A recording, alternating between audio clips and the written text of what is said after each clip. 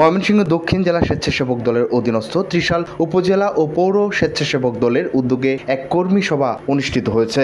22 September সোমবার বিকাল 4টায় ত্রিশাল উপজেলার নজরুল অডিটোরিয়ামে এই কর্মী সম্মেলন অনুষ্ঠিত হয়। বাংলাদেশ জাতীয়তাবাদী স্বেচ্ছাসেবক দল ত্রিশাল উপজেলা শাখার আহ্বায়ক মোশাররফ হোসেনের সভাপতিত্বে ও সদস্য সচিব ইঞ্জিনিয়ার আজহারুল ইসলামের সঞ্চালনায় উক্ত কর্মী সম্মেলনে প্রধান অতিথি হিসেবে উপস্থিত ছিলেন বাংলাদেশ জাতীয়তাবাদী স্বেচ্ছাসেবক দল কেন্দ্রীয় কমিটির যুগ্ম সম্পাদক গালিব ইমতিয়াজ নাহিদ। প্রধান বক্তা হিসেবে উপস্থিত ছিলেন বাংলাদেশ জাতীয়তাবাদী স্বেচ্ছাসেবক দল কেন্দ্রীয় কমিটির সহ সাধারণ সম্পাদক মুর্তুজা বশির আপেল। বিশেষ অতিথি হিসেবে উপস্থিত ছিলেন বাংলাদেশ জাতীয়তাবাদী স্বেচ্ছাসেবক দল কেন্দ্রীয় কমিটির সহ সাংগঠনিক সম্পাদক ইঞ্জিনিয়ার শাহাবুদ্দিন সাবু। বাংলাদেশ জাতীয়তাবাদী স্বেচ্ছাসেবক দল ময়মনসিংহ দক্ষিণ জেলা শাখার সংগ্রামী আহ্বায়ক শহীদুল আমিন খসরু ও সদস্য সচিব সুহেল খান।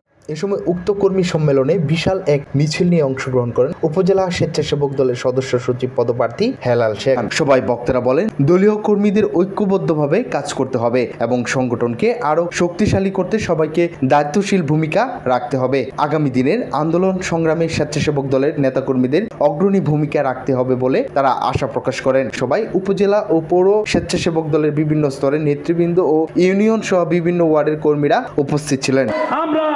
5 তারিখের পরে নয়, আমরা বিগত দিনের আন্দোলন সংগ্রাম থেকে শুরু করে